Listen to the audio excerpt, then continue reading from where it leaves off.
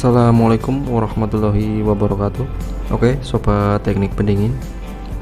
Kali ini kita akan tes sebuah kompresor 3 pas, kompresor Daikin 3 pas. Kita akan tes nyala kompresor ini sebelum kita install atau kita lakukan pengelasan. Oke, kompresor ini tegangan 380 volt dan freonnya R410A. Ini kompresor dari Daikin.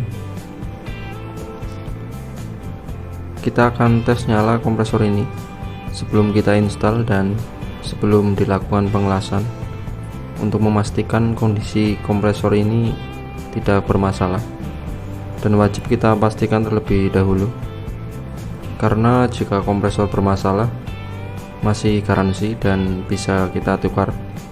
Tapi beda lagi jika kompresor sudah diinstal atau dilas tapi ternyata kompresor itu bermasalah. Klaim garansi itu tidak akan berlaku ya, karena sudah ada titik las di kompresor. Oke, dan bagaimana cara pasang kabelnya? Di sini ada 3 pin terminal. Ini pin terminal UVW atau di kabel RST ya.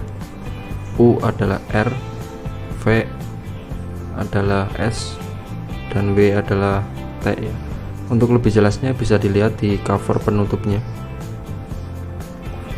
karena untuk pasang kabelnya tidak boleh terbalik.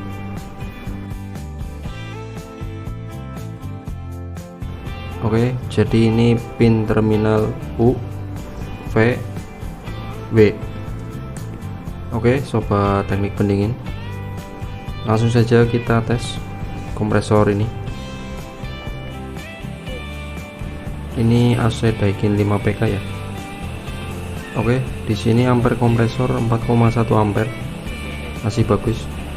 Untuk posisi terinstall biasanya kurang lebih 8. Kita tes juga kompresinya di pipa tekan dan juga pipa hisap. Pastikan tekanan kompresinya kuat dan juga tidak terbalik ya. Oke, kompresor tidak bermasalah ya, ampere dan tekanan kompresi bagus, jadi bisa langsung kita install ya. Oke, jadi sebelum kompresor diinstal pastikan terlebih dahulu kompresor tidak bermasalah ya. Tes terlebih dahulu kompresornya sebelum dilakukan pengelasan. Semoga bermanfaat.